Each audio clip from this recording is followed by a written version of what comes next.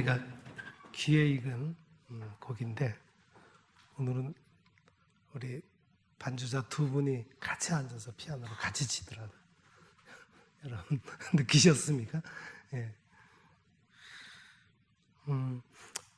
엄마들이 4살 아이들을 키우면서 걱정스러운 행동들을 보고서 임상 심리 전문가 오유경 원장에게 고민을 털어놓았습니다. 우리 아이는 사회성이 부족해요. 동네 어른들이 칭찬해도 제 뒤에 숨어서 인사도 안 해요. 우리 아이는 반항적이에요. 새로운 건 뭐든 싫대요. 싫어, 안 해 라고 하는 말을 입에 달고 살아요. 우리 아이는 아직도 아기 같아요. 손가락을 내내 빨고 요새는 손톱까지 물어뜯어요. 우리 아이는 엄마 껌딱지예요. 엄마 죽지 마, 엄마 아프지 마 라는 말을 자주 해요. 우리 아이는 규칙에 너무 집착해요. 자신이 정리해둔 대로 정렬이 되어 있지 않으면 짜증을 내고 옷에 뭐만 묻어도 뒤집어져요. 엄마들은 이렇게 내 아이가 이런 행동들을 할 때 걱정이 되고 어떻게 해야 할지를 몰라서 적잖게 당황하고 고민합니다. 앞에서 예로 든 5 아이들의 행동들이 서로 다른 것처럼 보입니까? 그런데 사실은 이 아이들의 마음의 기저에 공통적인 정서가 있는데 그것이 바로 불안이요 두려움입니다. 아이들은 불안 분리를 느낄 때, 긴장하는 스트레스를 받을 때 불안 수준이 높아지면 흐트러진 것을 견디지 못해서 짜증내고 뒤집어지는 행동을 하는 겁니다.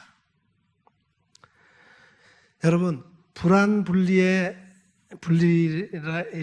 정서는 인간이 처음 느끼는 본능적인 감정입니다. 불안과 두려움은 누구나 경험하며 사는 거예요.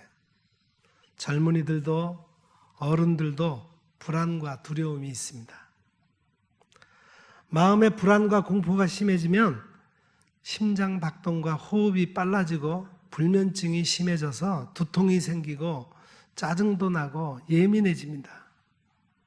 불안과 두려움을 해소하지 못하면 불안장애와 우울증에 빠져서 아무것도 할 수 없게 됩니다. 이렇게 불안하고 두려워할 때 어떻게 해야 할까요? 아이의 입장에서 생각해주고 공감해 주는 겁니다. 상대방의 입장에서 생각하고 이해하고 공감하고 격려해 주어야 합니다. 오늘 본문을 보면 예수님의 제자들도 심각한 불안을 느끼고 있었습니다. 예수님께서 십자가에서 죽으시고 장례식을 마치고 난 후에 제자들은 유대인들을 두렵게 여겼습니다. 유대인들 참 무섭구나. 수많은 기적을 행하셨고 죽은 사람들을 살려내셨던 예수님을 십자가에 처형시켰어. 예수를 십자가에 못 박게 하소서, 십자가에 못 박게 하소서. 여기저기서 군중들의 함성이 귀에 쟁쟁하게 들리는 것 같지 않아? 이제 우리들은 어떻게 살아야 하지? 누가 우리를 도와주려고 할까? 우리들은 권력도 없고 힘도 없고 예수님처럼 능력도 없는데 어떻게 살까? 제자들이 왜 분리불안을 느끼고 두려웠을까요? 예수님께서 더 이상 자신들의 곁에 계시지 않는다고 생각했기 때문입니다. 예수님께서는 분명 안식 후 첫날에 말씀하셨던 그대로 부활하셨지만 제자들은 예수님께서 부활하신 사실을 아직 몰랐기 때문입니다. 예수님의 부활을 믿지 않았습니다. 예수님의 부활을 믿지 않았던 제자들은 예수님께서 십자가에서 죽으셨던 그 상황만을 생각하고 있었습니다. 부활의 영광을 알 수 없어서 심각한 분리불안을 겪고 있었던 것입니다. 제자들은 함께 모여 있었지만 유대인들이 두려워서 문들을 안으로 꽁꽁 걸어 잠그고 있었던 것입니다. 여러분, 제자들이 불안하고 두려워하고 있을 때 부활하신 예수님께서 어떻게 하셨습니까? 제자들이 모여 있던 곳에 찾아오셔서 말씀하셨습니다. 그 첫 마디가 너희에게 평강이 있으라.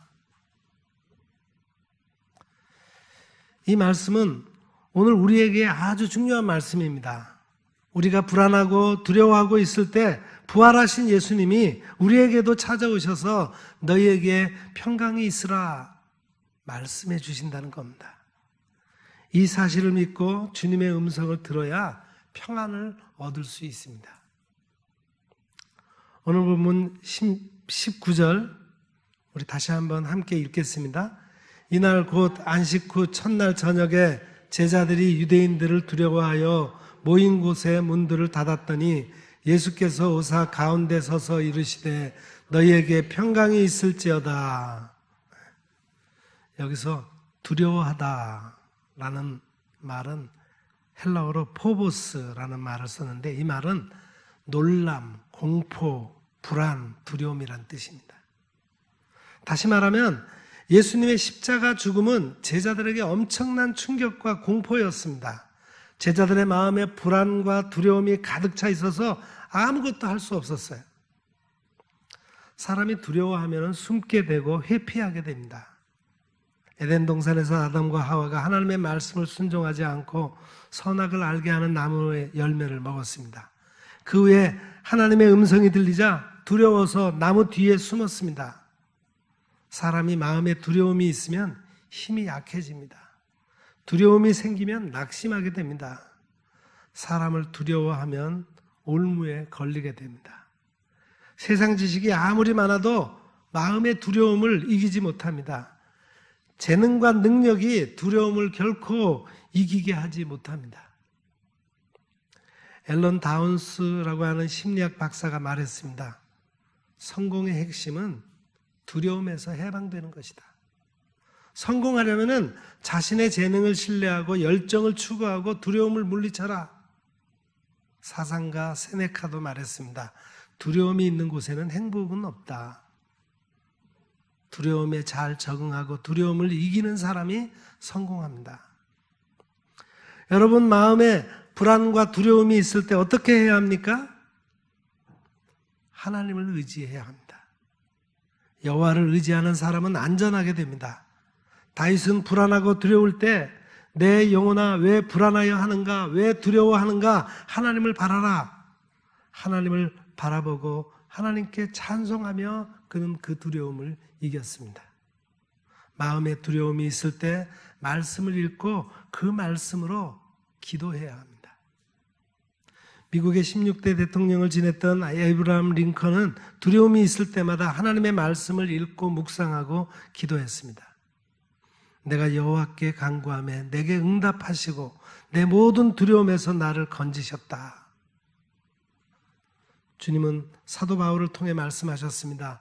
아무것도 염려하지 말고 오직 모든 일에 기도와 간구로 너희 구할 것을 감사함으로 하나님께 아뢰라. 그리하면 모든 지각에 뛰어난 하나님의 평강이 그리스도 예수 안에서 너희 마음과 생각을 지키실 것이다. 하나님을 신뢰하고 믿음이 있어야 두려움을 이깁니다. 여호와는 내 생명의 능력이시니 내가 누구를 무서워할 것인가? 하나님께서 우리에게 주신 것은 두려워하는 마음이 아닙니다. 오직 능력과 사랑과 근신하는 마음입니다. 미국 LA에 사는 소년 제시 헤르난테스가 가족들과 함께 그린피스 공원에서 부활절을 보내고 있었습니다. 그가 버려진 건물에 들어갔다가 하수구로 연결된 구멍에 빠져서 생사를 알지 못한 상태로 12시간을 보냈습니다. 가족들이 얼마나 불안하고 초조했겠어요. 당시 LA 소방서 앨릭 스콧 소장이 그 소년을 구출하고 나서 말했습니다. 이렇게 유독한 환경에서 살아남을 확률은 매우 낮습니다. 솔직히 소년을 발견했을 때 우린 정말 놀랐습니다. 그 제시가 구출된 후에 말했습니다. 나무로 된 널빤지 위로 뛰어 올랐다가 널빤지가 부서지면서 약 8m 아래 하수구 속으로 떨어졌어요. 아무것도 볼 수 없고 캄캄하고 어두웠어요. 물이 흐르는 소리만 들리는데 정말 두려웠어요. 누가 나를 구해줄까? 절망적인 순간에 나는 하나님께 살려달라고 기도했어요. 하나님께서 도와주시지 않으면 죽을 것 같아요. 구해주세요. 라고 기도했어요. 여러분, 삶의 위기에 처할 때, 불안하고 두려울 때 어떻게 나의 불안과 두려움을 극복하십니까? 예수님께서 공생의 사역을 마무리하실 때 제자들에게 말씀하셨습니다. 나의 평안을 너희에게 주노라. 내가 너희에게 주는 평안은 세상이 주는 것과 같지 않다. 너희는 마음에 근심하지 말고 두려워하지도 말아라. 그런데 지금 제자들의 마음이 왜 불안하고 두려웠을까요? 제자들에게 예수님의 십자가의 죽음이 너무 큰 충격이었기 때문입니다. 그래서 예수님께서 부활하신 날 저녁에 제자들에게 찾아오셔서 말씀하셨습니다. 너희에게 평강이 있으라. 지금도 우리가 불안하고 두려울 때 부활의 주님이 우리에게 찾아오셔서 말씀하십니다. 너에게 평강이 있으라. 여기서 평강이라고 하는 단어는 에이레네라는 단어를 쓰는데 이것은 평화, 번영, 하나가 되다, 고요, 안식, 화합, 일치, 전쟁이 없는 상태라는 뜻입니다. 여러분, 부활하신 주님이 주신 평강은 먼저는 하나님과 하나가 되는 것입니다. 평강은 은혜와 떼야 뗄 수가 없는 그런 관계예요. 하나님께서 아론을 통해서 이렇게 복을 선언하셨습니다. 여호와는 내게 복을 주시고 너를 지키시기를 원한다. 여호와는 그 얼굴로 내게 비추사 은혜 베푸시기를 원한다. 여호와는 그 얼굴을 내게로 향하여 드사 평강 주시기를 원한다. 하나님께서 주신 평강은 은혜요 안식입니다. 하나님의 은혜 안에 생명이 있습니다. 예수님의 부활은 죽음을 이기는 생명의 능력입니다. 그래서 하나님의 은혜를 아는 사람이 주님의 평강을 얻게 됩니다. 다시 말하면 너희도 나와 같이 생명의 부활로 평강이 있으라. 부활 생명이 있는 평강이 있어야 복음을 증거할 수 있습니다. 형식적인 믿음은 예수님의 부활을 절대 증거할 수 없습니다. 부활하신 예수님은 불안하고 두려워하는 제자들에게 십자가의 상처를 보여주셨습니다. 제자들은 부활하신 예수님의 손에 못이 박혔던 그런 자국을 보았습니다. 예수님의 옆구리에 창에 찔린 자국도 보았습니다. 그때서야 제자들이 주를 보고 예수님의 부활을 실감하며 기뻐했습니다. 부활하신 예수님은 또다시 말씀하셨습니다. 너희에게 평강이 있으라. 예수님은 왜 두 번씩 반복해서 너희에게 평강이 있으라 이렇게 말씀하셨을까요? 두 번째 말씀하신 것은 제자들이 사도의 사명을 감당하도록 하기 위해서입니다. 본문 21절을 우리 또 같이 읽겠습니다. 21절입니다. 예수께서 또 이르시되 너희에게 평강이 있을지이다. 아버지께서 나를 보내신 것 같이 나도 너희를 보내노라. 하나님께서 예수님을 보내셨다라고 하는 말은 아페스탈켄이라고 하는 헬라어인데 떼어놓다, 보내다, 파견하다, 자유롭게 해주다, 파송하다 이런 뜻을 가지고 있습니다. 하나님께서는 자기 백성들을 그들의 죄에서 구원하기 위해 예수님을 이 세상에 보내셨습니다. 예수님은 세상의 죄를 지고 십자가에서 죽으심으로써 화목제물이 되신 것입니다. 그래서 하나님의 백성들이 하나님과 화목하고 화평하게 된 거예요. 하나님께서는 예수님을 복음의 사신으로 이 세상에 보내셨습니다. 사도 바울은 부활하신 예수님을 만나고 나서 이렇게 증거했습니다. 저가 모든 사람을 대신하여 죽으신 것은 산자들로 하여금 다시는 저희 자신을 위해서 살지 않고 오직 저희를 대신하여 죽었다가 다시 사신 자 그리스도를 위하여 살게 하려 하심이라. 여러분, 부활하신 예수님께서 제자들에게 평강을 주신 목적이 무엇입니까? 부활하신 주님이 주신 평강이 있어야 부활신앙을 가지고 사명을 감당할 수 있기 때문입니다. 제자들을 십자가 복음을 증거하는 사도로 보내서 사역하기 위해서예요. 그래서 보낸다 이 말은 파송하다, 보내다, 부여하다, 붙이다 그런 뜻입니다. 부활하신 예수님은 제자들이 평강을 얻기를 원하셨습니다. 마음의 평강이 있어야 형통이 있습니다. 악인에게는 평강이 없습니다. 생명과 평강을 얻은 사람은 하나님을 경외하고 하나님의 이름을 두려워하는 것입니다. 부활하신 주님께 평강을 얻은 사람은 무엇을 하든 참고 선을 행합니다. 항상 하나님의 영광을 구하고 존귀와 썩지 않는 것을 구합니다. 평강을 얻는 사람에게 하나님께서는 영생을 주십니다.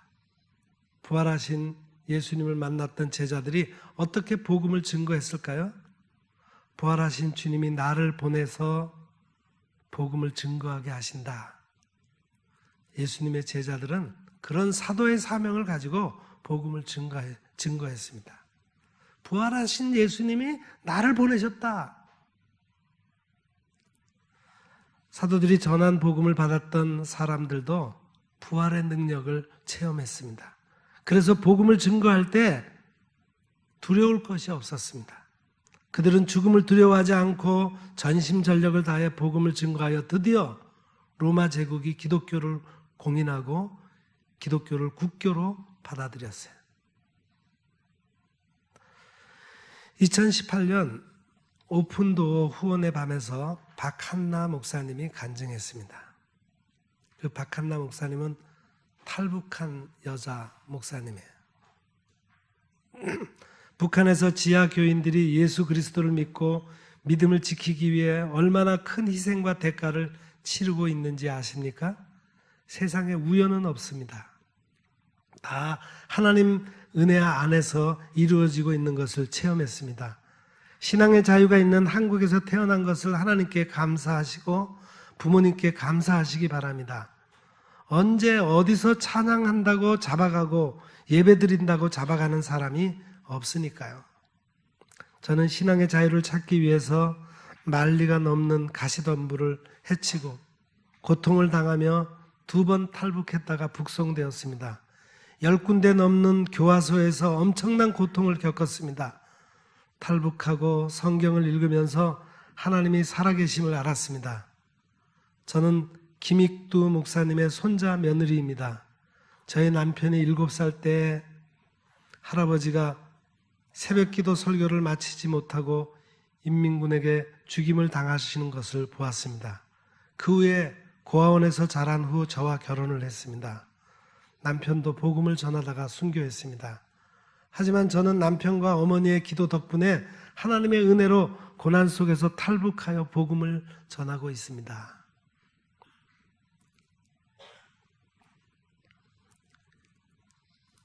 부활절 이틀 뒤에 어떤 장로님이 이렇게 말했습니다. 부활절은 잘 보냈습니다. 하지만 정작 저는 부활의 삶을 살지 못해서 문제입니다. 여러분, 부활의 삶을 살려면 어떻게 해야 합니까? 첫째는 예수님의 역사적인 그 부활 사실을 믿어야 합니다. 그게 실제 일어난 사실이다 라는 사실을 받아들여야 돼요. 두 번째는 예수님의 부활이 성령의 역사로 인해서 나의 부활 사건이 되어야 합니다. 나도 예수님처럼 똑같이 부활할 것을 믿는 그런 믿음이 생겨나야 한다는 거예요. 그리고 세 번째는 오늘 내 안에서 그리스도가 살아계시고 날마다 부활의 능력으로 살아갈 수 있어야 합니다. 부활하신 예수님께서 제자들을 보내실 때 무엇을 말씀하셨습니까? 성령을 받으라 그랬어요. 본문 22절 우리 같이 읽을까요? 이 말씀을 하시고 그들을 향하사 숨을 내쉬며 이르시되 성령을 받으라. 이 말씀은 하나님께서 흙으로 사람을 창조하시고 그 코에 생기를 후 하고 불어넣으셨을 때 살아있는 존재가 되었다는 말씀을 연상하게 합니다. 부활하신 예수님께서 제자들에게 부활의 영을 불어넣으셨어요. 여러분, 부활하신 예수님께서 제자들에게 왜 성령을 받으라고 말씀하셨을까요? 성령을 받아야 예수님을 온전하게 믿기 때문입니다. 성령을 받아야 은사를 받고 유익한 일을 하게 되기 때문입니다. 성령을 받아야 권능을 받고 주의 복음을 증거하는 증인이 되기 때문입니다. 성령을 받아야 소망이 넘치는 것입니다. 소망이 있어야 기쁨이 있고 평강을 믿음 안에서 충만하게 합니다. 성령을 받으면 하나님의 깊은 것까지도 통달하는 능력이 있습니다. 성령을 받아야 서로 교통하고 위로합니다. 성령을 받으면 위로하고 위로를 받고 마음을 같이 합니다. 성령을 받으면 평안을 얻고 사랑의 하나님이 함께 하신 것을 믿고 느끼고 살아가는 겁니다. 성령을 받으면 평강의 하나님이 함께 계시고 서로 거룩한 인사를 나누며 살아갑니다.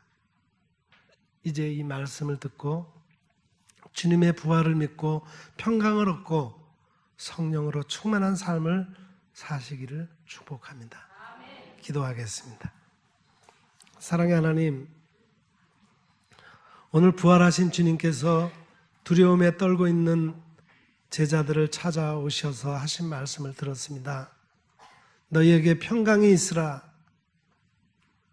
이 시간 우리에게도 오셔서 말씀하시는 주님의 음성을 듣게 하옵소서. 부활의 주님을 만나는 체험으로 의심과 두려움이 사라지고 참 평안을 얻게 하옵소서. 그래서 이제는 부활의 주님을 능력 있게 전하는 사명자로 살게 하옵소서. 이 시간 주님이 주시는 성령으로 충만하게 하옵소서.